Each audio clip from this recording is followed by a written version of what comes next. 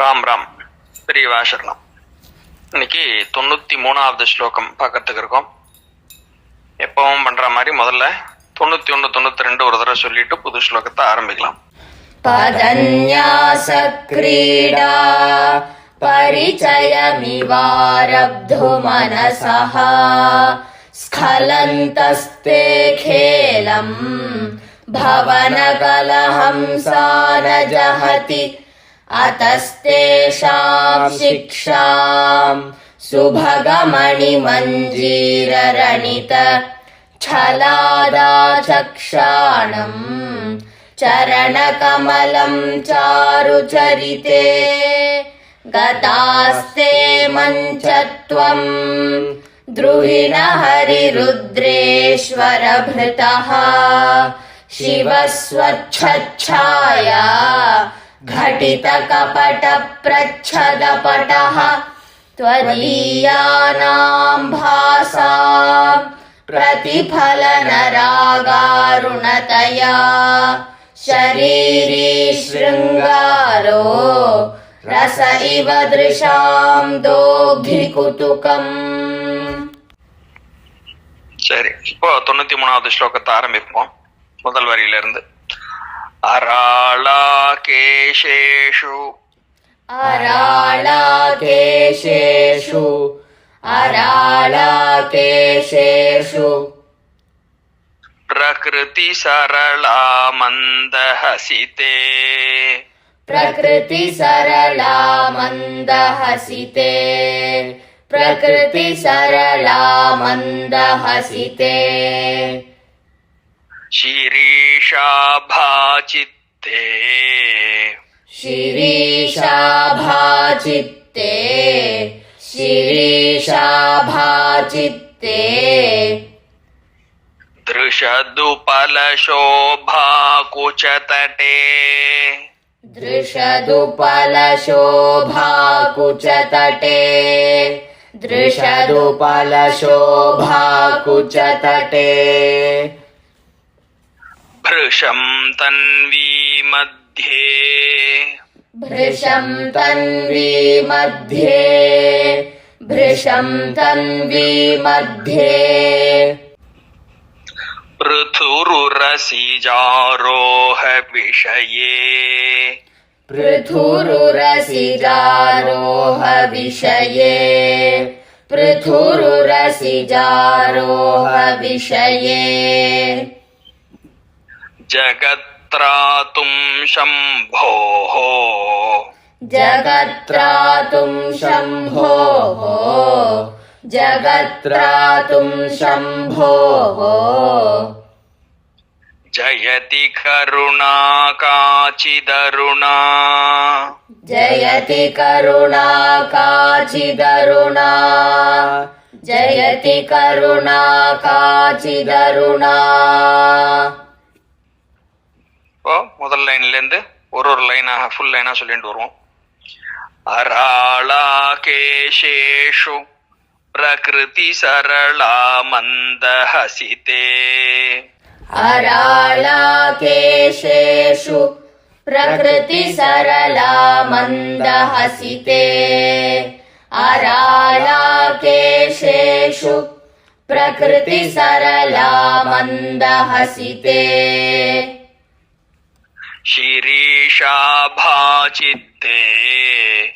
दृशदुपलशोभाकुचतटे शिरीषाभाचित्ते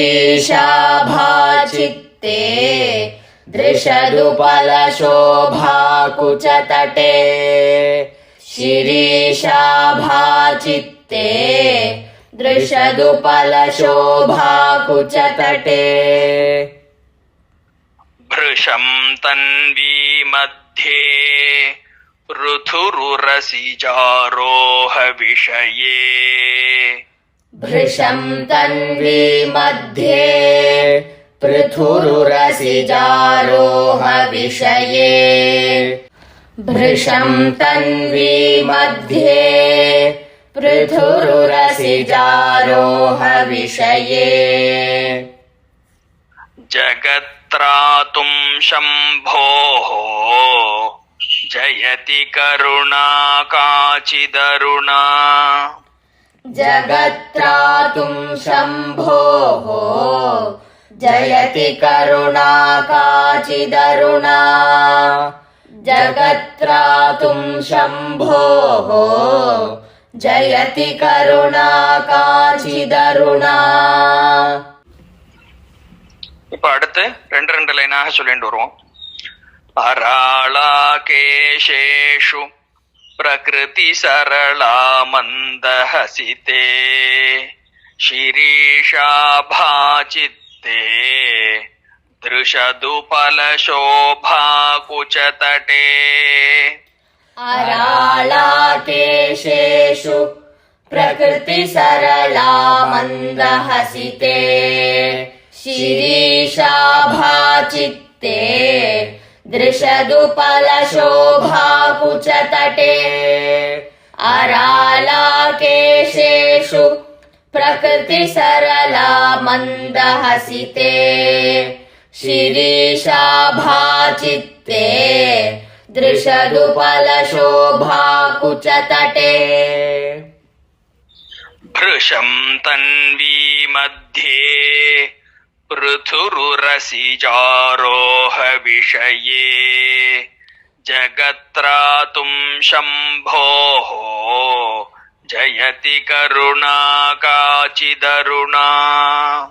भृशं तन्वी मध्ये पृथुरुरसिजारोह विषये जगत्त्रातुं शम्भोः जयति करुणा काचिदरुणा.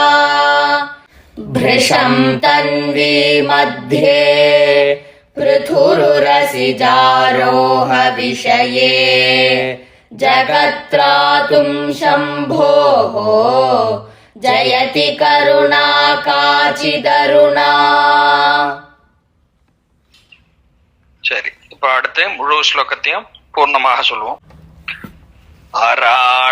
अराळाकेशेषु प्रकृति सरला मन्दहसिते शिरीषाभाचित्ते दृशदुपलशोभाकुचतटे. भृशं तन्वी मध्ये पृथुरुरसिजारोह विषये जगत्त्रातुं शम्भोः जयति करुणा काचिदरुणा. अराळाकेशेषु प्रकृति सरला मन्दहसिते शिरीषाभाचित्ते दृशदुपलशोभाकुचतटे. भृशं तन्वी मध्ये पृथुरुरसिजारोह विषये जगत्त्रातुं शम्भोः जयति करुणा काचिदरुणा. अराळाकेशेषु प्रकृति सरला मन्दहसिते शिरीषाभाचित्ते दृशदुपलशोभाकुचतटे. भृशं तन्वी मध्ये पृथुरुरसिजारोह विषये जगत्त्रातुं शम्भोः जयति करुणा काचिदरुणा. இப்போ இந்த 93வது ஸ்லோகத்தினுடைய பொருளை பார்ப்போம். முதல்ல பிரீஃபான வெர்ஷன். போன ஸ்லோகத்தினுடைய கண்டினியூட்டியாகவே இதை பார்க்கலாம். அம்பாள் அந்த மஞ்சத்தில் உட்கார்றா. அவளுடைய அந்த செம்மை, அந்த செக்கச்சவேல்னு இருக்கக்கூடிய அந்த செம்மை நிறமானது இந்த பரமேஸ்வரன் பேர்லேயும் அப்படி தெளித்து தெரித்து அவரும் அப்படியே அந்த முழுக்க அந்த செம்மையால் ஆட்கொள்ளப்பட்டவராக அந்த சிங்கார ரசமே வடிவெடுத்து வந்தவர் போல் அவர் செக்கச்சவேலும் சுற்றி அப்படி காட்சி கொடுக்குறார். இவர் கண்களுக்கு விருந்தாகிறார் அப்படிங்கிற மாதிரி போன ஸ்லோகத்தில் பார்த்தோம். இப்போ அதனுடைய கண்டினியூவேஷனாகவே இங்கே என்ன சொல்கிறார், இந்த செம்மைன்னு சொல்லக்கூடிய ஒரு நிறமானது என்ன, எதனுடைய ஒரு உருவகம், எதனுடைய பர்சானிஃபிகேஷன் அப்படின்னா சம்போஹோ அப்படின்னு சொல்லிட்டார் தெளிவா. சம்புவனுடைய கருணையானது. அப்போ சம்பு அவராக ஞானத்தில் அப்படியே தபஸில் உட்காண்டிருக்கும் பொழுது அவர் வெள்ளையர்னு அவரை பார்க்குறோம். அவருடைய கருணையானது, கருணை வெளிப்போந்து அவுட்டோடாக அது வெளியில் வந்து இந்த லோகத்தில் எல்லாரும் ரட்சிக்கணும்னு அந்த கருணை வெளியில் வரும் பொழுது it takes a different form and colour அப்படிங்கிறதாக. அந்த கலர் தான் வந்து இந்த செம்மை. ஜெகத்ராதும் சம்போஹோ, ஜெகத்தின உலகை காப்பதற்காக சம்புவினுடைய கருணையானது வெளியில் வந்து அது பல பல விஷயங்களை பண்ணுறது. எதெல்லாம் பேர் ஆஃப் ஆப்போசிட்ஸ்ன்னு நம்ம வச்சுட்டு இருக்கோமோ அந்த மாதிரி பல குணாதிசயங்களை கொண்டதாக.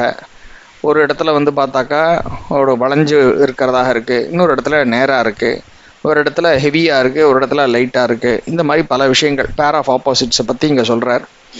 உதாரணமாக அம்பாளுடைய கேசம் வளைஞ்சு சுருண்டு இருக்கிற கேசம்ங்கிறார். பின்னாடி சிரிப்பு வந்து மந்த ஸ்மிதம்னு சொல்கிறதாக அப்படியே நேரான சீரான ஒரு புன்னகை அப்படிங்கிற மாதிரி. ஸோ வளைஞ்சதாகவும் இருக்குது, நேராகவும் இருக்குது, மென்மையானதாகவும் இருக்குது, கடினமானதாகவும் இருக்குதுன்னு பல விஷயங்கள் வருது இந்த ஸ்லோகத்தில். இப்போ அதனுடைய பூர்ணமான எக்ஸ்ப்ளனேஷனை அடுத்து நம்ம பார்ப்போம். முதல் லைன்லேருந்து பார்ப்போம். அராளா கேசேஷு, கேசம்னு சொன்னாக்கா தலைமுடி அப்படின்னு தெரிகிறது. அராளாங்கிறது இந்த சுருட்டையான ஒரு முடி, சுருண்ட மயிர்னு சொல்கிறோம். அது மாதிரி லலிதா சஹஸ்ரநாமத்துலேயும் சொல்கிறது பந்தமோச்சனி பர்பராலகா அப்படின்னு அந்த ஒரு லைன் முடியறது. பர்பராலகா அதுவும் இதே மீனிங்கில் தான் அப்படிங்கிறத நம்ம முன்னாடி பார்த்துருக்கோம். ஸோ முதல்ல சுருண்ட தலைமுடி அப்படிங்கிற ஒரு விஷயத்துலேருந்து ஆரம்பிக்கிறார். அராளா கேசேஷு பிரகிருதி சரளா மந்தஹசிதே. பிரகிருதினாக்கா நேச்சுரலாகவே, அதான் பிரகிருத்தின்னு சொன்னாக்கா நேச்சர் அப்படிங்கிற ஒரு விஷயத்தை மீன் பண்ணுறதாகவும் நம்ம எடுத்துக்கிறோம் இல்லை, அதே தான் நேச்சுரலாக பை நேச்சர் அப்படிங்கிறதுக்கு. பிரகிருதி சரளா, சரளம்னாக்கா ரொம்ப ஸ்ட்ரெயிட் ஃபார்வர்டாக இருக்கிறது, ரொம்ப சிம்பிள் அண்ட் ஸ்ட்ரெயிட் ஃபார்வர்டுன்னு சொல்கிறோமே. அவருக்கு என்ன சார் சரளமாக சொல்கிறார் அப்படின்னு நம்ம சொல்கிறோம். விச் மீன்ஸ் நேச்சுரலாக ஃப்ளூயண்ட்டாக ஸ்ட்ரெயிட் ஃபார்வர்டாக அப்படியே ஒரு நேர்கோட்டில் போனாப்பில் அது பாட்டுக்கு போகிறது. எந்த ஒரு வளைவு நெளிவோ ஒரு கஷ்டமோ எதுவும் இல்லாமைக்கு நேராக அப்படியே ஃப்ரீ ஃப்ளோவாக போகிறதுங்கிறதுக்கு சரளம். பிரகிருதி சரளா மந்தஹசிதே. அப்போ என்ன மந்தஹசிதம், மந்தஹாச புன்னகை அப்படிங்கிறது நம்ம நிறைய அதை பற்றி வர்ணனையில் படித்தாச்சு. இப்போ மந்தஹசிதேன்னு சொல்லும் பொழுது அம்பாளுடைய புன்னகையானது எப்படி இருக்கான், பிரகிருதி சரளா, நேச்சுரலி அழகாக ஒரு ஸ்ட்ரெயிட் ஃபார்வர்டாக ஒரு பென்சில் அழகான ஒரு லைனை ஸ்ட்ரெயிட் லைன் கோடு போட்டாக்கா எப்படி இருக்குமோ அந்த மாதிரியான ஒரு அழகான ஒரு புன்னகை, மென்னகை புன்னகைன்னு சொல்லலாம். நம்ம ஒரு புன்னகைன்னு சொல்லி லைட்டாக உதட்டு அப்படி சிரிச்சாப்புலன்னு இப்படி சாதாரணமாக ஒரு புன்னகை பண்ணி பார்த்தோன்னா தெரியும். அப்படி ஒரு நேர்கோட்டை போட்டாப்புல தான் இருக்கும் நடுவில் இருக்கிற அந்த ஒரு ஷேப்பு.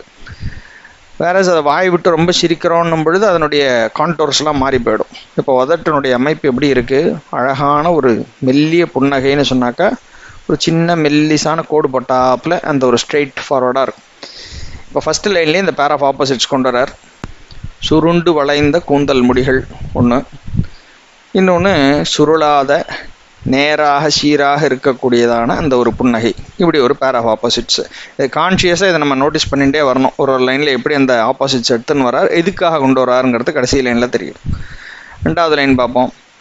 ஷிரீஷாபா சித்தே திருஷது பலசோபா குச்சதட்டே. இப்போ ஷிரீஷாபா, ஆபான்னு சொன்னாக்கா ஏதோ ஒன்றுத்தினுடைய ஒரு ரேடியன்ஸ், ஒரு காந்தி. ஆபான்னு ஒரு லைட்டு, காந்தி, தோற்றம், ஒன்றுத்த போல தெரியறது அப்படின்னு பல விஷயங்கள் சொல்லிகிட்டே போகலாம். இதுக்கு ஆபாங்கிற வார்த்தைக்கு. இப்போ ஷிரீஷாபா அப்படின்னு சொல்லும் பொழுது என்ன, ஷிரீஷம்னா என்ன, ஷிரீஷா அப்படின்னு பேரெல்லாம் கூட நம்ம கேள்விப்பட்டிருப்போம். ஷிரீஷ்னு பேர் வச்சுருப்பா, ஷிரீஷான்னு பேர் வச்சுருப்பா இல்லையா, இந்த பேரெல்லாம் கேள்விப்பட்டிருப்போம். இப்போ ஷிரீஷானா என்ன அப்படின்னு தெரிஞ்சால் தானே ஷிரீஷாபானா என்னன்னு நம்மளால் புரிஞ்சுக்க முடியும். இந்த ஒரு சான்ஸை வச்சுட்டு அதை பற்றி கொஞ்சம் தெரிஞ்சுப்போம். ஷிரீஷம் அப்படிங்கிறது ஒரு புஷ்பம். ஷிரீஷ புஷ்பம் அப்படிங்கிறது ரொம்ப பிரபலமாக அந்த காலத்து கிரந்தங்கள்லாம், குமார சம்பவம் மாதிரி, மேகதூதம் மாதிரி கிரந்தங்கள்லாம் காளிதாசன் முதலான பெருங்கவிகளால் கையாளப்பட்டிருக்கக்கூடிய ஒரு புஷ்பம். அவள் ஒரு ரெஃபரன்ஸ் பாயிண்ட்டாக, ஒரு ஓமைக்கு யூஸ் பண்ணக்கூடியதாக ஷிரீஷ புஷ்பம் அப்படிங்கிறது இருந்திருக்கு. அதே மாதிரி சிவபுராணத்தில் கூட இதை பற்றின மென்ஷன்லாம் வருது. இந்த புஷ்பத்தை வச்சு பரமேஸ்வரனுக்கு நம்ம அர்ச்சனை பண்ணாக்கா எப்படிப்பட்ட பலன்கள் கிடைக்கும் அப்படிங்கிறதெல்லாம் சொல்கிறதாக. இன்னும் சில இடங்களில் பார்வதியை பற்றி சொல்லும் பொழுது இந்த சிரீஷ புஷ்பத்தோடு கனெக்ட் பண்ணி சில கவிகள்லாம் ஓமையாக கையாண்டிருக்கான். ஸோ அப்படிப்பட்டதான ஒரு புஷ்பம். சரி, இந்த புஷ்பம் எப்படி சார் செடியில் முளைக்குமா அப்படின்னா, பெரிய மரமாகவே இருக்குது இந்த புஷ்பம். அந்த ஒரு மரம் எப்படி இருக்குன்னா, அதில் வரக்கூடிய காய்கள் சீயக்காய் மாதிரி நீளமாக ஒரு நம்ம ஒரு பீன்ஸ் மாதிரி நீளமாக தடியாக வரும் இல்லையா சீயக்காய் காய்கள்லாம், அந்த மாதிரி காய்களாக நீளமாக அந்த மரத்துலேருந்து தொங்குறது. அப்படிப்பட்ட ஒரு மரம். அந்த காய்களுக்கு அந்த ஸ்டேஜ் வரத்துக்கு முன்னாடி புஷ்பமாக மேலே பூத்து அப்படி குலுங்கும். அந்த புஷ்பம் அந்த காலத்து இலக்கியங்களின்படி பெண்கள்லாம் காதில் அணிகலனாக ஒரு அலங்காரமாக காது பக்கம் அதெல்லாம் வச்சுப்பா அப்படிங்கிறதாக ஒன்று இருக்குது. போராட்டத்துக்கு இந்த புஷ்பம் தெரிஞ்சோ தெரியாமையோ நம்மளுடைய நார்மலான பேச்சு வழக்கில் தமிழில் ரொம்ப ரெகுலராக யூஸ் பண்ணக்கூடிய ஒரு வார்த்தை ஆக்சுவலாக இந்த மரத்தை தான் குறிக்கிறதாக இருக்குது அப்படிங்கிறது ஆச்சரியமான ஒரு செய்தி. என்னன்னு பார்த்தா, சிரீஷ புஷ்பங்கிறது முதல்ல எப்படி இருக்குது அப்படிங்கிற நேச்சரை பார்ப்போம். அது நம்ம புரிஞ்சுக்கிற மாதிரி சொல்லணும்னா ஒரு ப்ராக்டிக்கல் எக்ஸாம்பிளில் சொல்கிறேன். இந்த சோன் பப்படின்னு சொல்லி விற்றுட்டு போகிறானோ இல்லையா, அந்த மெல்லிசாக அப்படியே ஒரு புஷ்பம் மாதிரி இருக்கும். அதை எடுத்து கையால் நம்ம எடுத்து பிச்சு சாப்பிட்றதுக்குள்ளேயே அப்படியே அது கரைஞ்சி போயிடுற மாதிரி இருக்கும். அந்த சோன் பப்படிக்கு ஒரு 4-5 சோன்பப்படி கூட்டமாக எடுத்து வச்சு அடியில் ஒரு காம்பு வச்சு அப்படி இருக்குமோ அப்படி இருக்குது இந்த புஷ்பம். புரிஞ்செடுத்தோம் இல்லையா? அப்போது என்ன இண்டிகேஷன் அதில்னா, சிரீஷ புஷ்பம் மாதிரின்னா அத்தனை ஒரு மென்மை, அத்தனை ஒரு சாஃப்ட், நம்ம கையில் அப்படி தொட்டு எடுக்கிறதுக்குள்ளே அது அப்படியே குவிஞ்சு போய்டுறது அப்படிங்கிற மாதிரியான ஒரு நேச்சர். அப்படிப்பட்ட ஒரு சாஃப்ட்னஸை இண்டிகேட் பண்ணுறதுக்காக இந்த சிரீஷ புஷ்பத்தை பற்றி சொல்கிறதாக இருக்குது. அப்படி அந்த மென்மைக்காக மாத்திரம் இல்லை, அதனுடைய மருத்துவ குணங்களுக்காகவும் ரொம்ப நாடறியப்பட்ட ஒரு மரமாக இது இருந்திருக்கு அப்படிங்கிறத சொல்லணும். ஆயுர்வேதத்தில் சரக்க சம்ஹிதையில் ஆகட்டும், சுஷ்ருத சம்ஹிதையில் ஆகட்டும், இதில் எல்லாத்துலேயும் இந்த மரத்தை பற்றி ஸ்பெசிஃபிக்காக மென்ஷன் பண்ணி இதனுடைய ஒவ்வொரு பாகமும் எல்லா பார்ட்டுமே மருந்தாக உபயோகப்படக்கூடியது. விஷத்தை முறிக்கிற மருந்தாக இருக்குது, அதே மாதிரி தோல் வியாதிகளை குஷ்டத்தை போக்குற மருந்தாக இருக்குது அப்படின்னு சொல்லி அதனுடைய பட்டை, இலை, வேறு எல்லாமே கம்ப்ளீட்டாக எல்லா மருத்துவ குணங்கள் நிறைஞ்சதாக இருக்குது அப்படின்னு சொல்லி இந்த மரத்தை பற்றின மென்ஷன் ஆயுர்வேதத்தில் இருக்குது. ஸோ இதனுடைய ஒரிஜினல் பேர் என்ன சொல்கிறோம், சிரீஷம் அப்படின்னு நம்மளுடைய சம்ஸ்கிருதத்தில் இருக்கக்கூடிய பேர். இங்கிலீஷில் இந்த சயின்டிஃபிக் நேமில் கொடுக்கும் பொழுது அல்பீசியா லெபெக் அப்படின்னு இதுக்கு ஒரு பேர் கொடுத்து வச்சுருக்கா. இந்த சயின்டிஃபிக் பொட்டானிக்கல் நேம்னு சொல்கிறோம் இல்லையா, அல்பீசியா லெபெக் அப்படின்னு. சரி, தமிழில் நம்ம ஊருக்கார ஆளுக்கெல்லாம் தெரிஞ்சதாக இருக்குதுன்னு சொன்னேன்னா, நம்ம ஊருக்கு நன்னாவே தெரிஞ்சது. முதல்ல சொல் வழக்கை சொல்கிறேன், பேச்சு வழக்கில் எப்படி இங்கே யூஸ் ஆகுதுன்னு அதை பொறுத்து நீங்கள் தெரிஞ்சுக்கலாம். நம்ம யாரோ ஒருத்தர் ஏதோ ஒரு காரியத்துக்கு போகிறார், நம்ம கண்ணுக்கு தெரியறது ஏதோ ஒரு நல்ல காரியத்தை பண்ணுறதுக்கு போகிறாருன்னொன்னே நம்ம அவளுக்கு ஒரு பிளெஸ்ஸிங்காக சொல்கிறது, சென்று வெற்றி வாகை சூடி வா அப்படிங்கிறோம் இல்லையா. இந்த மாதிரி ஒரு வார்த்தையை நம்ம நிறைய படிச்சிருப்போம். கொஞ்சம் கொஞ்சமாக தமிழும் இந்த நல்ல தமிழோ இலக்கிய தமிழோ இலக்கண தமிழோலாம் நம்மளுக்கு வழக்கொழிஞ்சு போயின்னு இருக்கு, அது இருக்கட்டும். பட் இதெல்லாம் நம்ம கேள்விப்பட்ட வார்த்தையாக தான் இருக்கும். வெற்றி வாகை சூடி வந்தான் அப்படின்னு கேள்விப்பட்டிருப்போம். இந்த வெற்றி வாகைன்னு ஒரு வார்த்தை வருத, அந்த வாகை தான் சிரீஷ புஷ்பம். வாகை மரம்னு சொல்கிறது தான் சிரீஷ மரத்தினுடைய தமிழ் பெயர். ஆச்சரியமாக இருக்கும் பார்த்தாக்கா. அப்போ இதனுடைய நேச்சர் என்ன, இதனுடைய பயன் என்னங்கிறதையும் கனெக்ட் பண்ணி இங்கே ரெஃபரன்ஸ் பாயிண்ட்டாக பார்த்தோம்னா நமக்கு எவ்வளோ அழகாக பொருத்தமாக நம்மளுடைய புராதனமான இந்த சனாதன கலாச்சாரத்தில் எப்படி இருந்திருக்குங்கிற விஷயங்கள் நம்மளால் ரசிக்க முடியும். ஏன்னா மரத்தினுடைய நேச்சர் என்ன, இது ஃபுல்லாக மருத்துவ குணம் வாய்ந்தது. எப்படிப்பட்ட ஒரு உடம்பில் வரக்கூடிய நோய்களையோ அல்லது விஷத்தன்மையோ போக்கக்கூடியதாக, தோல் வியாதிகள் எதாக இருந்தாலும் போக்கக்கூடியதாக இது இருக்குது. இப்போது அந்த காலத்தில் வெற்றி வாகை சூடிவான்னு எதுக்கு யூஸ் பண்ணியிருப்பான்னா, இலக்கியங்களில் பார்த்தாக்கா போருக்கு போகிறவாளை போகும்பொழுது வெற்றி வாகை சூடிவான்னு நெத்தியில் திலகமிட்டு அமுச்சு வச்சா அப்படின்னு நம்ம பார்ப்போம் இல்லையா. ஸோ போருக்கு போகிறவன் என்ன பண்ணுறான், கண்டிப்பாக யுத்த களத்தில் ரணக்களத்தில் இறங்கி அவன் சண்டை கிண்டையே போட்டு ஏதோ ஒரு கத்தியினால் ஒரு பக்கம் குத்து வாங்கிட்டு கீழே விழுந்து அடிபட்டுட்டு எல்லாம் பண்ணிட்டு தான் கடைசியில் ஜெயிச்சுட்டு வரான். அப்படி ஜெயிச்சுட்டு வரும்போது இதெல்லாம் வீரத்தழும்புகள்னு சொல்கிறோம் இல்லையா, அப்படிப்பட்ட தழும்புகள் இருக்கும், வீரத்தழும்பு. அதோடு அவன் திரும்பி வரான்னாக்கா ஒன்று உசுரோட திரும்பி வரான் ஃபஸ்ட்டு இல்லையா. வரும்பொழுது ஜெயிச்சுட்டான், அதனால தான் he is able to come back அப்படிங்கிறது தெரியறது. அப்படி வரும்போது அவன் என்ன பண்ணுவான், இந்த வாகை மரத்தினுடைய புஷ்பத்தை எடுத்து சூடிண்டு அவன் வரானான். இதுதான் புராதன காலங்களில் நடந்த விஷயம்னு எழுதியிருக்கு. போர் வீரர்கள் தான் பெற்ற வெற்றியினுடைய அடையாளமாக அந்த வாகை மரத்தின் புஷ்பத்தை சூடிண்டு அவள் திரும்பி வரா, அவளுடைய ஊருக்கு வரா அப்படிங்கிறத பார்க்குறோம். ஸோ எப்படி அதை எதுக்காக அதை பண்ணியிருப்பா அப்படின்னு நம்ம யோசிச்சு பார்த்தா, அந்த வாகை மரத்துக்கிட்ட போன உடனேயே ஆட்டோமேட்டிக்காக அதனுடைய மருத்துவ குணங்கள் இவனுக்கு நேச்சுரலாக பல இடங்களில் க்யூர் பண்ணுறதுக்கு அது ஃபஸ்ட்டு சப்போர்ட் ஆக போகிறது. ரெண்டாவது, சயின்ஸ் சொல்கிற இன்னொரு விஷயம், இந்த வாகை மரமானது அல்லது சிரீஷ மரமானது ரொம்ப நேச்சுரலான இந்த பொல்யூட்டன்ஸ் எல்லாத்தையும் க்ளீன் பண்ணக்கூடியதான, பியூர் ஏர் கொடுக்கக்கூடியதான ஒரு மரமாக அது இருக்குது அப்படிங்கிறான். ஸோ யுத்த காலத்தில் எக்கச்சக்கமாக ஒரு பொல்யூஷனுக்கு நடுவில் அங்கங்கே மண் புழுதி எல்லாம் பிறந்திருக்குமோ இல்லையா, இதெல்லாம் உள்ளுக்குள்ளே போயிருக்கும். அதை எல்லாத்தையும் கிளியர் அவுட் பண்ணிட்டு சுத்தமான ஒரு காற்றை முதல்ல சுவாசிக்கிறதே இவனுக்கு பெரிய ஒரு லாபம். இவனுக்கு உடம்புல நோய்கள்லாம் கிளியர் ஆகிறதுக்கு அது தேவை.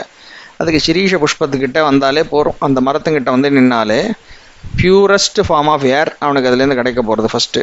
ரெண்டாவது, அந்த மரத்தும் கீழே இருந்தாலே அதனுடைய அந்த மெடிசினல் குவாலிட்டி கொஞ்சம் கொஞ்சமாக இவனுக்கு க்யூர் கிடைக்க ஆரம்பிச்சிடும். இருக்கிறது போகாதுன்னு அந்த புஷ்பத்தையும் எடுத்து இவன் தலையில் சூடின்னு இவன் வந்துட்டான்னாக்கா, அந்த புஷ்பத்தை இவன் ஊருக்கு வந்தாவிட்டு அந்த புஷ்பத்தை கொஞ்சம் வத்தி போன புஷ்பம் எல்லாத்தையும் சேர்த்து எடுத்து ஜலத்தில் போட்டு அதை நன்னா காய்ச்சி வடிகட்டி அதை குடித்தாக்கா உடம்புல இருக்கிற எல்லா விதமான நோய்களும் குணமாயிடும். அதில் இருக்கிற இலை தண்டுகள் ஏதாவது பாக்கி கிடச்சதுன்னா அதெல்லாத்தையும் அரைச்சி பத்து போட்டு உடம்புல பூசினாக்கா இவனுக்கு என்னெல்லாம் வீரத்தழும்புகள் இருந்ததோ அதெல்லாமும் கிளியர் ஆகிடும். இப்படி ப்ராக்டிக்கல் யூட்டிலிட்டி வேல்யூங்கிற ஒரு விஷயம் அதில் இருக்குது இந்த வாகைங்கிற மரத்துக்கு அல்லது சிரீஷ மரத்துக்கு. அதனால தான் ஜெயிச்சுட்டு ஊருக்கு வரவன் என்ன பண்ணுவான், கையோட மருந்து மாத்திரை. நம்ம என்ன பண்ணுவோம், ஏதோ ஒரு போட்டிக்கு போகிறோம், ஒரு கபடி போட்டின்னு ஏதோ இல்லை ஒரு கிரிக்கெட் போட்டின்னு போயிட்டு விளையாட்டு வரோம்னாக்கா ஆற்றுக்கு வரும்போதே கையில் கப்பு கிடைக்கிறதோ இல்லையோ கூடவே வாலினி ஒரு டப்பா வாங்கிட்டு வந்துடுவோம் இல்லையா, இல்லை ஒரு அயோடெக்ஸு எதையோ ஒரு ஸ்ப்ரே. இப்போல்லாம் ஸ்ப்ரே தான் ஈஸி, அதுதான். ஏன்னா ஆற்றுல உட்காந்து தேய்ச்சி விட்றதுக்கு ஆள் கிடையாது, ஸ்ப்ரே வாங்கிட்டா நம்மளே அடிச்சுட்டுலான்னு வாங்கிட்டு வந்துடுறோம். ஸோ அது மாதிரி நம்ம கையில் ஒரு மருந்தோடு ஃபஸ்ட்டு ஆற்றுக்கு போகிறதுங்கிறதுக்கு பதிலாக இவன் என்ன பண்ணுறான், நேச்சுரலான ப்ராசஸில் அந்த போர் வீரன் என்னெல்லாம் அவனுக்கு சப்போர்ட் கிடைக்குமோ அது எல்லாத்தையும் அவன் தயார் பண்ணிகிட்டே வரான். ஜெயிச்ச உடனே அடுத்தது ரெக்கவரி ஃபேஸ். அதுக்கு தேவையானதாக இந்த வாகை மரத்து புஷ்பத்தை எடுத்து சூடிண்டு பெருமையோட அந்த வாகையை அணிந்தவனாக அவன் ஊருக்கு திரும்பி வரான். இதுதான் வெற்றி வாகை சூடுதல் அப்படிங்கிறது. வெற்றி பெற்றவன் அந்த வாகையினுடைய என்னெல்லாம் அவனால் கலெக்ட் பண்ண முடியறதோ அந்த வாகை மரப்பட்டையோ எல்லாத்தையும் சேர்த்துண்டு கூடவே அந்த புஷ்பங்களை, ஏன்னா அணிகலனாகவும் அந்த புஷ்பங்கள் யூஸ் ஆகிருக்குங்கிறதுனால அதையே பெருமையாக அணிகலனாகவும் அணிஞ்சுண்டு இவன் ஊருக்கு ரிட்டர்ன் வரான். அது கூடவே அதில் இருக்கிற அத்தனை விதமான மெடிசினல் ப்ராப்பர்ட்டிஸும் அவனுக்கு உபயோகப்பட போகிறது அப்படிங்கிற விஷயங்கள்லாம் நம்ம பார்க்குறோம். அதே மாதிரி ஒரு பழைய காலத்து ரெஃபரன்ஸ் மெட்டீரியலில் என்ன சொல்கிறது, இந்த மரத்தினுடைய அந்த ஒரு குச்சிகள் இருக்க அதை கொண்டு பல்லு துளைக்கினாக்கா பல்லில் ஈறுகளில் இருக்கக்கூடிய புண்கள்லாம் கூட நன்னா குணமாகும் அப்படிங்கிறது. அதில் அந்த மரத்துலேருந்து எடுக்கக்கூடிய எண்ணெய் தொழுநோயை கூட குணப்படுத்துறது அப்படிங்கிறது. அதே மாதிரி அந்த இலை எல்லாத்தையும் அரைச்சி கண்ணில் வச்சு கட்டினாக்கா கண்ணில் வரக்கூடிய எல்லா விதமான நோய்களும் குணமாகும். இப்படி பல விஷயங்கள் நம்முடைய தமிழ் மருத்துவ குறிப்புகள்லேயும் சித்த மருத்துவ குறிப்புகள்லேயும் இருக்குது. அதனால் இந்த மரத்தை பார்த்தோன்னா இவ்வளோ குவாலிட்டிஸ் இருக்கிறதுனால நிறைய கோயில்களில் ஸ்தல விருட்சமாகவும் இந்த மரம் வணங்கப்படுகிறது அப்படிங்கிறத நம்ம தெரிஞ்சுக்கணும். அது நாகப்பட்டினம் பக்கத்தில் 1-2 கோயில்களில் இருக்குது. திருவாழ்கொழிப்புத்தூர்னு ஒரு ஊரில் அங்கே ஒரு ஸ்தல விருட்சமாக இருக்குது. தமிழ் ஈழம்னு சொல்கிறோமே, அந்த தமிழ் ஈழத்துக்கு தேசிய மரமாகவே இந்த வாகை மரம் இருக்குது. இப்போ இதெல்லாம் இவ்வளோ விஷயங்கள் இருக்கு இல்லையா, இதனுடைய வேல்யூன்னு ஒன்று இருக்கு. இந்த வேல்யூலாம் தெரிஞ்சதுனால தான் நம்மளுடைய சிஸ்டத்தில் அதை உள்ளுக்குள்ளே நேச்சுரலாகவே நம்மளுடைய சிஸ்டத்தில் டெய்லி லைஃப்பில் யூஸ் ஆகிற மாதிரி இந்த மரத்தை இன்டகிரேட் பண்ணி வச்சுருக்கா அப்படிங்கிற விஷயத்த நம்ம பார்த்து தெரிஞ்சுக்கலாம். இன்ஃபேக்ட் ஒன் ஆஃப் தி ஒரு விரதங்களை பற்றி சொல்லக்கூடிய ஒரு டெக்ஸ்ட்டில் பரமேஸ்வரனை பற்றி செய்யக்கூடிய ஒரு விரதமானது இந்த கார்த்திகை மாதத்தில் இந்த விரதம் பண்ணணும், அப்போ எப்படியெல்லாம் நடந்துக்கணும்னு எல்லாம் ஒரு ப்ராக்டிக்கல் டைரி இருக்குது. அந்த மாதத்தில் எப்படி இருக்கணும், என்னெல்லாம் சாப்பிட்லாம், எப்படி நம்ம நடந்துக்கணும் அப்படிங்கிற விஷயங்கள்லாம் வரும்பொழுது அந்த மாதத்தில் பிரத்யேகமாக இந்த மரத்தினுடைய குச்சியை வச்சு தான் காத்தால பல்லு துலக்கணும்னு இருக்குது. இந்த சிரீஷ மரத்தினுடைய குச்சியை வச்சு தான் பல் துலக்க வேண்டியது அந்த மாதம் அப்படின்னு பிரத்யேகமாக கொடுத்துருக்கு. இதெல்லாம் நம்மளுடைய புராணங்களில் நம்மளுடைய ஒரு வாழ்க்கை முறைகளை எப்படியெல்லாம் வடிவமைச்சிருக்கா, எதுக்காக பண்ணியிருக்கா அப்படிங்கிறது எதுவுமே நம்ம தெரியாமல் மாடர்ன் சயின்ஸ் ஏதோ சொல்லி கொடுக்கறது, இந்த குச்சியெல்லாம் வச்சு பல் தேய்க்கப்படாது சார், பல்லு கெட்டு போயிடும், ஈரெல்லாம் கெட்டு போயிடும், ரத்தம் வரும் அப்படின்னு சொல்லி இதே ஒரு பேஸ்ட்டை வச்சு நம்ம தேய்க்க ஆரம்பிக்கிறோம். அப்புறம் லேட்டராக ஒரு 20 வருஷம் கழிச்சு கண்டுபிடிக்கிறான் திரும்பி இந்த பேஸ்ட்டில் தான் இன்னும் கொஞ்சம் ப்ராப்ளம் இருக்குது, அதனால் இந்த புது குவாலிட்டி வேறு ஒரு பேஸ்ட் வருது, இப்போ உப்போட பேஸ்ட்டு கொடுக்குறோம் அப்படின்னு கொடுக்குறோம். ஒரிஜினலாக அந்த உப்பை வச்சே தான் நாங்கள் பல் தேய்ச்சிட்டு இருந்தோம், கறித்தூள் வச்சு பல் தேய்ச்சிட்டு இருந்தோம்னா அதெல்லாம் கூடாது சார் தப்புன்னு சொல்லிவிட்டு இப்போ மறுபடி அவனே ஒரு 20 வருஷம் கழிச்சு உப்போட பேஸ்ட் கொடுக்குறோம் அப்படிங்கிறான். அதனால் நம்ம முக்கியமாக தெரிஞ்சுக்க வேண்டியது என்னென்னா, நம்மளுடைய சனாதன தர்ம நெறியில் நம்ம வாழ்க்கை முறைகளை பற்றி ப்ரிஸ்கிரிப்டிவாக அவாவா அனுபவித்து இதில் என்னென்ன வேல்யூ இருக்குதுன்னு தெரிஞ்சுண்டு ஒரு வாழ்க்கை முறை உலகத்துக்கு எல்லாத்துக்கும் ஒரு பெரிய லீடிங் பை எக்ஸாம்பிளாக இருக்கக்கூடிய வாழ்க்கை முறை நம்மக்கிட்ட இருந்திருக்கு. ஆனால் நமக்கு அதனுடைய வேல்யூ தெரியாமல் மற்றவங்க காட்டுற மார்க்கெட்டிங் இன்ஃபர்மேஷனை பார்த்து நம்ம ஏமாந்து போய் நம்மளுடைய சிஸ்டத்தை நம்மளே ஃபாலோ பண்ணாமல் அந்த இன்ஃபர்மேஷன் கூட அடுத்த ஜென்ரேஷனுக்கு தெரியாமல் கிட்டத்தட்ட அழிக்கிற கண்டிஷனுக்கு நம்ம கொண்டு போயிட்டோங்கிறது தான் ரியாலிட்டி. ஸோ இப்போ நம்ம என்ன தெரிஞ்சுக்கணும், இவ்வளோ விஷயங்கள் இருக்குது, இவ்வளோ காரணத்தோடு செஞ்ச பல விஷயங்கள் இருக்குன்னாக்கா அந்த காரணத்தை கண்டுபிடிக்க வேண்டிய அவசியம் நமக்கு இல்லை.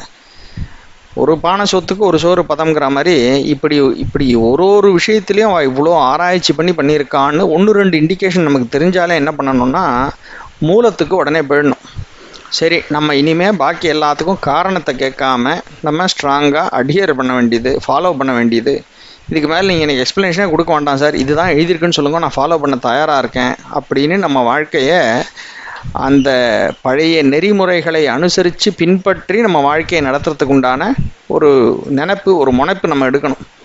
இதுதான் பெரியவாளுடைய பக்தர்களாக நம்ம எல்லாரும் தெரிஞ்சுக்க வேண்டியது, நம்ம எல்லாரும் கொஞ்சமாவது அட்ஹியர் பண்ண ட்ரை பண்ண வேண்டியது அப்படிங்கிறத இந்த இடத்துல நம்ம ஞாபகம் வச்சுக்கணும். அதனால் going back to the point, சிரீஷ புஷ்பம் அப்படிங்கும் பொழுது அந்த புஷ்பம் எவ்வளோ மென்மையானதாக இருக்குது அப்படிங்கிற ஒரு விஷயத்தை முக்கியமாக சொல்கிறதுக்கு வந்தேன். அதனால் அந்த சிரீஷ புஷ்பங்கிற ஒரு வார்த்தை இங்கே விசேஷமாக ஆச்சாரியால் கொண்டு வந்து என்ன சொல்கிறார், சிரீஷாபா சித்தே அப்படிங்கிறார். அது எவ்வளோ மென்மையாக இருக்குன்னா அப்படிப்பட்ட மென்மையாக அதை போன்றதாக ஆபா, அதனுடைய ஒரு மென்மை எப்படி இருக்கோ, அதனுடைய ரேடியன்ஸ் எப்படி இருக்கோ, அதனுடைய நேச்சர் எப்படி இருக்கோ, சாஃப்ட்னஸ் எப்படி இருக்கோ, அதே மாதிரியே உள்ள சித்தே, சித்தத்தை உடையவளாக நீ இருக்கிறாய் அப்படின்னு அம்பாளை சொல்கிறார். இப்போ அம்பாளுடைய சித்தம் எப்படி இருக்குது, அவளுடைய மனசு எப்படி இருக்குன்னா அவ்வளோ ஒரு மென்மை, சிரீஷ புஷ்பத்தை மாதிரியான ஒரு மென்மையாக இருக்குன்னு. எப்பேற்பட்ட ஒரு வார்த்தை, எப்பேற்பட்ட ஒரு ஓமைங்கிறத நம்ம இங்கே நினச்சி ஆச்சரியப்படாமல் இருக்கவே முடியல.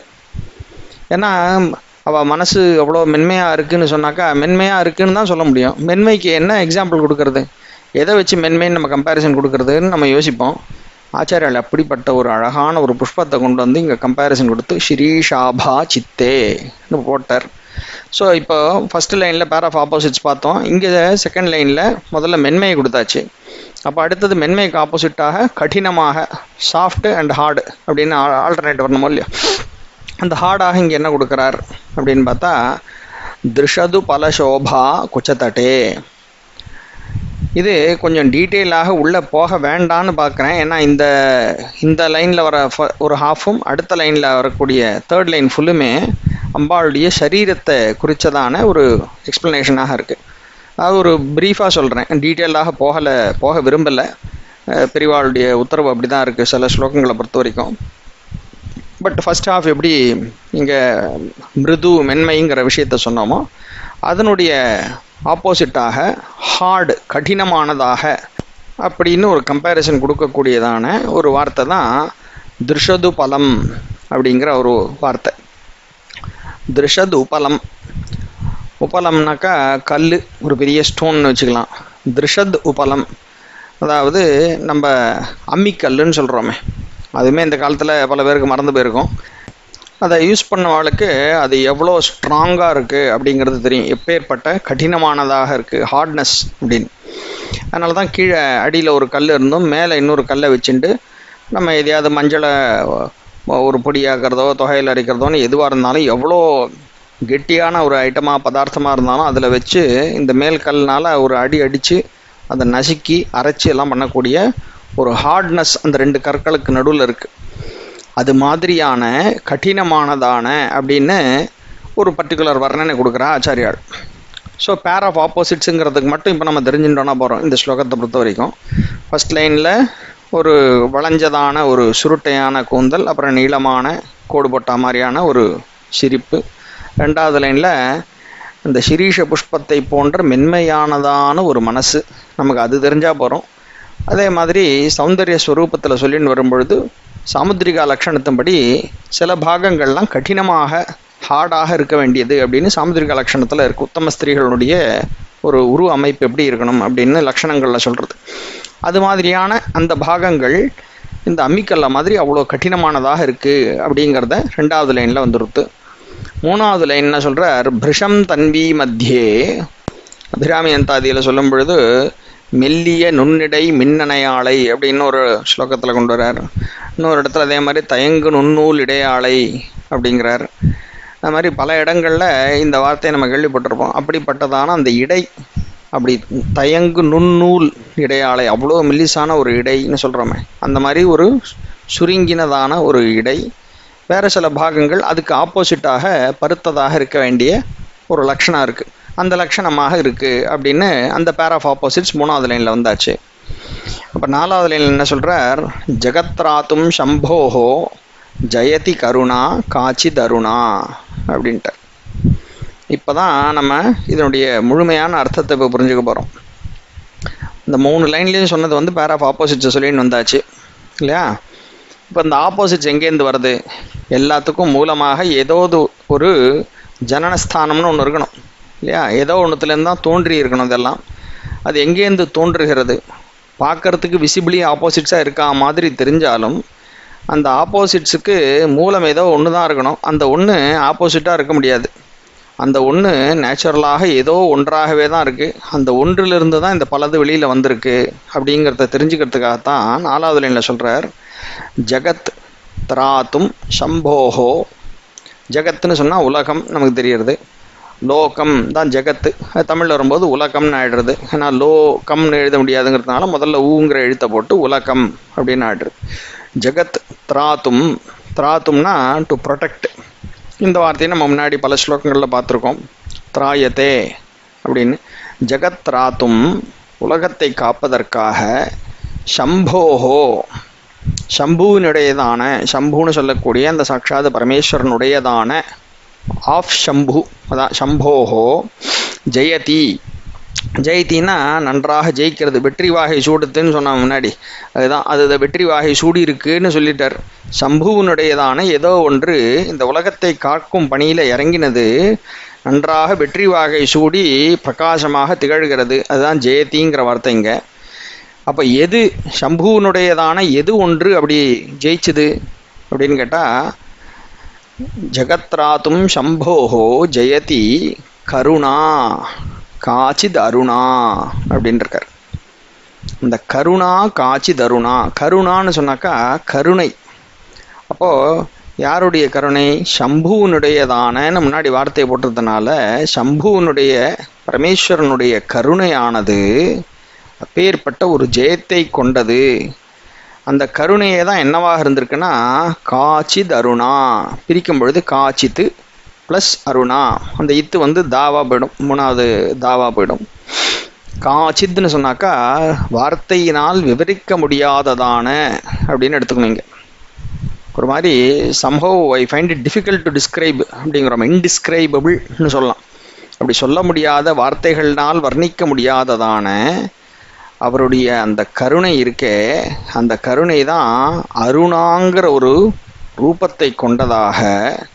அந்த சக்திக்கு, அவருடைய கருணா சக்தி தான் அருணாங்கிற ஒரு ரூபத்தில் வந்து அது இந்த உலகத்தை எல்லாம் காக்கும் பொருட்டு பல காரியங்களை பண்ணி அந்த காரியங்களில் ஜெயத்தை கொண்டதாக, வெற்றி வாகை சூடியதாக, அப்படி பிரகாசமாக இந்த லோகத்தில் வெற்றி வாகையோடு காட்சி கொடுக்கிறது அப்படின்னு சொல்லிட்டார்.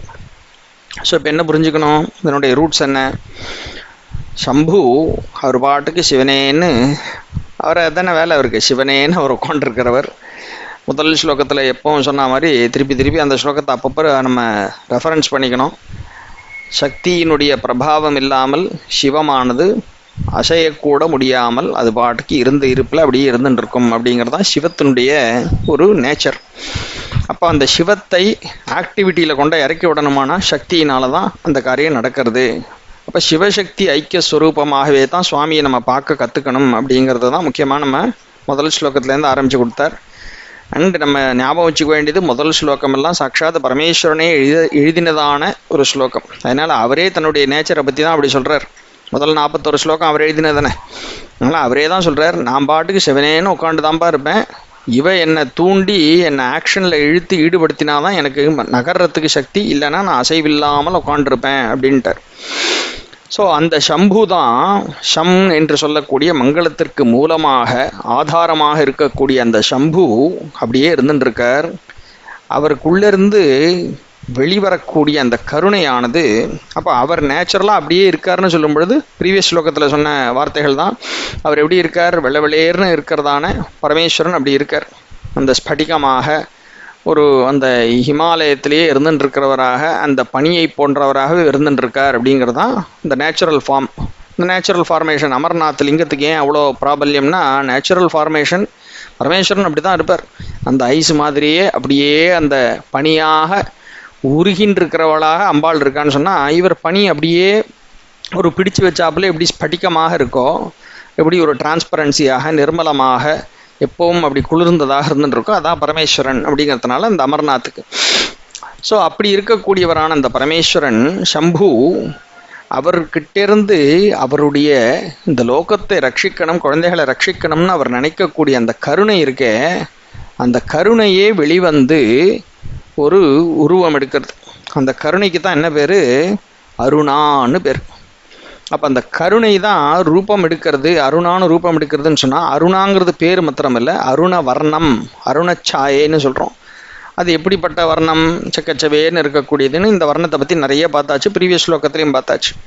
அப்போ இங்கே என்ன அவர் ஹைலைட் பண்ணுறார், பரமேஸ்வரனுடைய கருணையானது தான் அருணாங்கிற பேரோட வெளியில் வந்தது. அந்த அருணாங்கிற பேரோட வந்த சக்தி எப்படி இருக்குன்னாக்கா, அந்த ஒரு சக்தி, அந்த கருணையாகிற சக்தி, சக்கச்சவேருங்கிற வர்ணத்தோட வந்த சக்தி பல குவாலிட்டிஸோட அது எக்ஸ்பேண்ட் ஆகிறது. அதை தான் இங்கே எக்ஸ்ப்ளனேஷன் கொடுக்குறார். அதுவே எதெல்லாம் பேர் ஆஃப் ஆப்போசிட்ஸ்னு கூட நம்ம நினைக்கிறோமோ, அந்த மாதிரி எல்லா குவாலிட்டிஸும் நம்ம எதை பற்றியெல்லாம் ஒரு மெஷர் நம்மளால் சொல்ல முடியறதோ, வார்த்தைகளினால் விவரிக்கக்கூடியதான ஆஸ்பெக்ட்ஸ் குவாலிட்டிஸ் என்னெல்லாம் இருக்கோ அது எல்லாத்தையும் இது எடுத்துக்கிறது. அந்த டைமென்ஷனுக்கு இது நிரம்புறது. ஏன்னா முதல்ல இது வார்த்தையினால் விவரிக்க முடியாததான கருணை. இது ஃபஸ்ட்டு காச்சித் கருணா, வார்த்தையினால் விவரிக்க முடியாததான அந்த கருணையானது நம்மளால் அது அப்போது என்னன்னு நம்மளால் ஐடென்டிஃபையே பண்ணிக்க முடியாது, நம்மளால் புரிஞ்சிக்க முடியாது. ஏன்னா வார்த்தையினால் விளக்க முடியாததான அந்த அருணாங்கிறது என்ன பண்ணுறது, நம்மளால் ஐடென்டிஃபை பண்ணக்கூடிய, நம்மளால் ரெஃபரன்ஸ் பண்ணக்கூடிய எந்தெந்த குவாலிட்டிஸ் இருக்கோ அந்த குவாலிட்டிஸாக இது பல்கி பெருகி நிரம்புறது. அதனால தான் ஒன்று வளைஞ்சதாகவும் இருக்குது, அதே நேரத்தில் நேரானதாகவும் இருக்குது, ஒன்று மிருதுவானதாகவும் இருக்குது, அதே நேரத்தில் கடினமானதாகவும் இருக்குது, ஒன்று சுருங்கினதாகவும் இருக்குது, இன்னொன்று பருத்ததாகவும் இருக்குன்னு, இது இப்படிப்பட்ட எல்லா நேச்சரையும் உள்ளடக்கினதாக அந்த சக்தி ஒரு ரூபம் எடுத்து நிற்கிறது. சாக்ஷாத் மகாசக்தியாக, பராசக்தியாக, ராஜராஜேஸ்வரியாக நம்ம தரிசனம் பண்ணக்கூடிய அந்த சக்தி தான் இந்த பரமேஸ்வரனுடைய கருணையானத அருணா என்று சொல்லக்கூடிய அந்த சக்தியாக அவள் தான் நிறைஞ்சு நிற்கிறா அப்படிங்கிறது தான் இதில் நம்ம தெரிஞ்சுக்க வேண்டிய முக்கியமான ஒரு பாயிண்ட்டு. இந்த ஸ்லோகத்துக்கு பெரியவா டைரெக்டாக எக்ஸ்ப்ளனேஷன் கொடுக்கலைன்னாலும், டீட்டெயில்டாக போகாட்டாலும் 92வது ஸ்லோகத்தினுடைய எக்ஸ்ப்ளனேஷன் கொடுக்கும் பொழுது இதையும் போகிற போக்கில் ஒரு சின்ன பார்ட்டாக அது எக்ஸ்ப்ளனேஷன் அட்டாச் பண்ணியிருக்கா. அதனால் அந்த போர்ஷனையும் பெரியவா சொல்கிற ஒரு அழகோடு அதை முதல்ல ரசிப்போம். பெரியவா சொல்கிறா, இந்த சிகப்பு நிறம்ங்கிறது இருக்க அது சக்தியை, காரிய வீரியத்தை காட்டுறதாக இருக்குது. வெளுப்புங்கிற நிறம் எல்லாம் அடங்கி போன சாந்தியாக இருக்குது.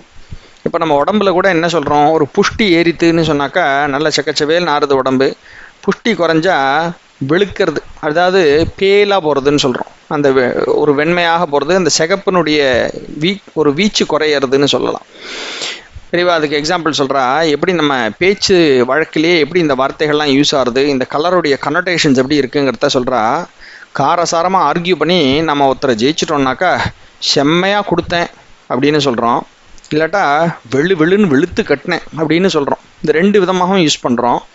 அப்போ செம்மையாக கொடுத்தேன் அப்படின்னு சொல்லும் பொழுது நாம் எப்படி சக்தியோடு தாக்கினோம் அப்படிங்கிறத நம்ம சொல்கிறோமா, அதனால தான் செம்மையாக கொடுத்தேன். அப்போது சிகப்பு அந்த காரிய வீரியத்தை காட்டுறது எல்லாம் சேர்ந்ததாக வெளுன்னு வெளுத்து கட்டினேன் அப்படின்னு சொல்கிறோமே, அப்போ எதை மீன் பண்ணுறோன்னா நம்மளுடைய பொசிஷன் இல்லை, எதிராளி இருக்கானே ஆப்பனண்ட்டு அவனுடைய பொசிஷனை அந்த இடத்துல மீன் பண்ணுறோம். எப்படி எதிராளி சக்தி இழந்து அவன் ஹி பிகேம் பேல்னு சொல்கிறோமே, பிகேம் ஒயிட் அஸ் அ ஷீட்டுன்னு, அது மாதிரி அவன் அப்படியே அவனுடைய சக்தியை மங்கி இழந்து அவன் அப்படியே வெளுத்து போனான் அப்படிங்கிறத தான் வெளுன்னு வெளுத்து கட்டினேன் அப்படின்னு சொல்கிறதாக நம்ம வார்த்தையில் இப்படி தான் யூசேஜில் இருக்குன்ற. எவ்வளோ சாதாரணமாக நம்ம யூஸ் பண்ணக்கூடிய வார்த்தைகள் அதனுடைய மூலம் என்ன, எப்படி அதுக்கு ஒரு தாத்பரியம் இருக்குங்கிறத பெரியவா தான் இப்படி எல்லாத்துக்கும் ஒரு காரணத்தை ஐடென்டிஃபை பண்ணி அனலைஸ் பண்ணி எடுத்து சொல்லக்கூடியவராக சாக்ஷாத் சரஸ்வதி. அதனால தான் வாக்தேவிக்கு தானே தெரியும் அந்த ஒரு வார்த்தைகளுடைய மீனிங் என்ன அதனுடைய பேசிஸ்னு அப்படி பெரியவா அழகாக எடுத்து சொல்கிறா. சொல்லும் பொழுது இப்போ அம்பாள் சிகப்பாக இருக்கா, பரமேஸ்வரன் வெள்ளையாக இருக்காருன்னு சொல்கிறோமே, இப்போது இந்த ஒரு மீனிங்கில் இதை அட்டாச் பண்ணி பார்த்தா நமக்கு தெரியறது, அம்பாள் என்ன பண்ணுறா, வெள்ளை சிவனையே சிவப்பாக ஆக்கக்கூடிய காரிய பிரபஞ்சத்தை அவனோடு சேர்ந்து நடத்துகிறாள் அப்படின்னு 92வது ஸ்லோகத்தினுடைய எக்ஸ்ப்ளனேஷனில் பெரியவா சொல்கிறா. அது சொல்லிட்டு ஏன்னா அதில் தான் அங்கே அந்த பெட்ஷீட் மாதிரி இருக்கக்கூடிய பரமேஸ்வரன் சக்கச்சவேர்னு ஆயிட்டார்னு சொன்னோமோ இல்லையா, அதை அந்த இடத்துல மென்ஷன் பண்ணிவிட்டு ஸ்ருங்காரமே உருவெடுத்து வந்தார் போல சக்கச்சவேர்னு ஆயிட்டார் அப்படிங்கிற ஒரு பாயிண்ட் அங்கே வருது.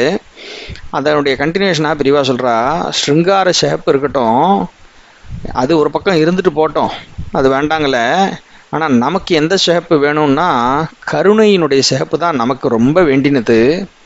இந்த ஸ்ருங்காரங்கிறது உண்டானதே இந்த கருணையினால தான். ஏன்னா இந்த ஸ்ருங்காரத்தினால் உண்டாகக்கூடிய சிருஷ்டியாகக்கூடிய லோகத்திடம் பிற்பாடு கருணை காட்ட வேண்டும் அப்படிங்கிறதுக்கு தான் இந்த ஸ்ருங்காரமே உண்டாகிறது. அத்விதீயமாக இருக்கக்கூடிய பிரம்மத்திற்கு, அதாவது ரெண்டாக இல்லை ஒன்றே ஒன்றாக இருக்கக்கூடியது, அதான் அத்விதீய பிரம்மத்திற்கு அன்பு காட்டணுங்கிற எண்ணம் தான் முதல்ல வந்து தான். அன்பு காட்ட ஆள் வேணுமேங்கிறதுக்காகவே லோகத்தை சிருஷ்டி பண்ணணும்னு நினச்சிது. இது வேதத்தில் இருக்கிற விஷயங்கள் பெரியவா சொல்கிறா, அகாமயத்தை நினச்சிது. அப்படி நினச்ச உடனே அப்பா அம்மாவாக இருந்துட்டு அந்த சிருஷ்டியை பண்ணி விளையாடுவோம் அப்படின்னு நினச்சிட்டு ஸ்ருங்கார மூர்த்தியை முதல்ல உண்டாக்கித்து. ஒரே அன்பு தான், அந்த ஒரே கருணை தான். அந்த அன்பு சாந்த வெள்ளையிலேருந்து சிகப்பாக முதல்ல பிரிஞ்சது அதுதான். இந்த சிகப்புங்கிற ஒரு ஸ்டேஜுக்கு போகும் பொழுதே எப்பேற்பட்ட ஒரு கருணை, எப்பேற்பட்ட ஒரு அழகு, ஒரு மதுரங்கிறது கிடைக்கிறது அப்படிங்கிறதுக்கான எக்ஸ்ப்ளனேஷன் தான் அடுத்து சொல்கிறா பிரிவா. ஒரு மதுரமான மாம்பழத்தை எடுத்துப்போம், இல்லை பரம கசப்பாக இருக்கக்கூடிய பாகக்காய் எடுத்துப்போம். அது வரைக்கும் இந்த ரெண்டு எக்ஸாம்பிள்லையுமே நன்னா பழுக்கிற போது கனிஞ்சு போகிற போது அப்படியே செவப்பாகி போய்டுறது. பாவக்காய் கூட நம்ம பார்க்குறோம், உள்ளே சக்கச்சவேல்னு அப்படியே ஆகும், அந்த வெளியிலேயே அவுட்டர்லேயே கூட அந்த ஷெல்லெல்லாம் நம்ம பார்க்கலாம். அது மாதிரி பரம கருணை கனிஞ்சு வரும் பொழுது அது அப்படியே செவப்பாயிடுறது. நமக்கும் அம்பாளுடைய அந்த கருணை செம்மை நம்ம மனசை அப்படி பழுக்க வச்சு கனியை வச்சு செம்மையை தர வேண்டும்னு பிரார்த்தனை பண்ணுவோம் அப்படிங்கிறா. சொல்லிட்டு ஸ்ருங்கார சிவப்புலேருந்து காருண்ய சிவப்புக்கு நானே ஏதோ மேதாவித்தனத்தினால நீட்டின்னு வந்துட்டேன்னு நினச்சிடாதீங்கோ. அடுத்த ஸ்லோகத்திலேயே, அதாவது 93வது இப்போ நம்ம பார்த்துட்டு இருக்கிற ஸ்லோகத்தை சொல்கிறா. அதுலேயே ஆச்சாரியால் சொல்லியிருக்கிறத தான் நான் இப்போ சொன்னேன். ரொம்ப அழகாக சொல்லணியோடு பாடியிருக்கா ஆச்சாரியால். ஜெயதி கருணா காச்சி தருணா ஜெகத்ராத்தும் சம்போஹோ ஜெயதி கருணா காச்சி தருணா அப்படின்னு ஆச்சாரியால் அங்கே சொல்கிறா. லோக அனுகிரகத்திற்காகவே சாந்த வெள்ளை சிவம் கருணை சக்தியான அருணா என்ற அம்பாளாகி வெற்றியோடு திக்விஜயம் செய்து கொண்டிருக்கிறது அப்படின்னு சொல்லி இந்த இடத்துல சிவசக்தி அத்வைத்தமும் வந்துடுறது அப்படின்னு பெரியவா அந்த இடத்த பூர்த்தி பண்ணுறா. இந்த பரமேஸ்வரனுடைய அந்த சாந்த சக்தியானது லோகத்துக்கிட்டமெல்லாம் கருணை கொண்டதாக, அந்த ஒரு கருணையினுடைய காரணத்திற்காகவே நம்ம எல்லாரையும் காப்பாற்றணும், ஜெகத்ராத்தும் நம்ம எல்லாரையும் காப்பாற்றணுங்கிறதுக்காகவே இந்த சிவந்த வர்ணத்தை கொண்டதாக அம்பாளாக ரூபம் எடுத்து சிவசக்தி ஐக்கிய ஸ்வரூபமாகவே இருந்துட்டு நம்ம எல்லாரையும் காப்பாற்றி வெற்றி வாகை சூடிக்கொண்டிருக்கிறது அந்த சக்தி அப்படிங்கிறத அந்த ஒன்றே ஒன்றாக இருக்கக்கூடிய அந்த பரபிரம்மமானது லோகத்தை காப்பாற்றும் பொருட்டு இந்த பேர் ஆஃப் ஆப்போசிட்ஸு என்னெல்லாம் நம்ம கண்ணால் பார்க்கக்கூடிய ஒரு ரூபங்கள் ரூபபேதங்கள் நாமபேதங்கள் நல்லா இருக்கோ அப்படியெல்லாம் ஒரு ஃபார்ம் எடுத்துண்டு அப்படிப்பட்ட ஒரு நிலையை அடைந்ததாக லோகத்தை காப்பதற்காக திக்விஜயம் பண்ணி வெற்றியோடு வருகிறதுன்னு சொல்லியிருக்கார். நவராத்திரியினுடைய இண்டிகேஷனே தாத்பரியமே அதுதானே. எப்பேற்பட்ட ஒரு போரில் இறங்கி இந்த லோகத்தை ரட்சிப்பதற்காகவே அம்பாள் எப்படிப்பட்ட ரூபத்தை எடுத்துண்டு எப்பேற்பட்ட ரூபங்களைன்னு சொல்லணும். அங்கே ப்ளூரல் ஒன்றும் இல்லை, மல்டிப்பிளாக பல பல ரூபங்களை ரூப நாமபேதங்களை கொண்டவளாக எடுத்துண்டு எல்லாத்துக்கும் அங்கே யாருக்காக சண்டை போடுறா? சாட்சாத் நமக்காக, இந்த குழந்தைகளை எல்லாம் காப்பாற்றுறதுக்காக. அதை ஃபிலசாஃபிக்கலாக இன்டர்னலாக இருக்கிற போர் எக்ஸ்டர்னலாக இருக்கிற போர் எப்படி வேணால் பார்க்கலாம். பட் இந்த ரூபங்களை எடுத்துக்கொண்டு இந்த போரில் வெற்றி வாகை சூடினவளாக விஜயதசமி அன்னைக்கு அப்படி அம்பாளை நம்ம பார்த்து அவகிட்ட சரணாகதியாக நம்ம உள்ள நுழையும் பொழுது இந்த கருணை இருக்கே, இந்த பரமேஸ்வரனுடைய கருணை, அதுதான் இப்படி இந்த செக்கச்சவேல்னு ஒரு ரூபம் எடுத்து. ஏன்னா சிகப்புன்னு உடனே அந்த போரினுடைய கனெக்ஷனும் வருதோ இல்லையா, அந்த காரிய சக்திங்கிறது. அப்படி ரூபம் எடுத்து நமக்காக இந்த துஷ்ட சக்திகளை எல்லாத்தையும் அடக்கி நமக்கு எப்பொழுதும் நிலைத்திருக்கக்கூடிய சாந்தம் ஆனந்தம்ங்கிற ஒரு நிலையை நமக்கு அனுக்கிரக பிரசாதமாக கொடுக்கட்டும் அப்படிங்கிற ஒரு பிரார்த்தனையை இன்றைக்கி மறுபடியும் அம்பாள்கிட்ட சமர்ப்பணம் பண்ணி அவளுடைய பரம கருணையினால் நாம் எப்பொழுதும் அவளுடைய பாதங்களிலிருந்து அகலாமல் இருக்கணும். நம்ம மனசு எப்பவும் அவள் பாதங்கள்லேயே கட்டி போடப்பட்டதாக இருக்கணும்னு பிரார்த்தனையை சமர்ப்பணம் பண்ணுவோம். ராம் ராம். பெரியவா சரணம்.